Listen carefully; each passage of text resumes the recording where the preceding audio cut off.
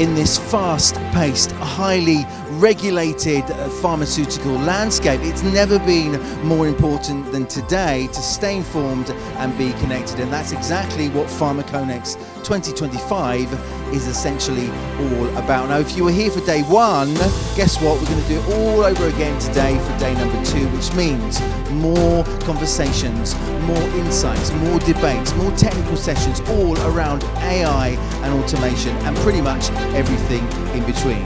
Make it count.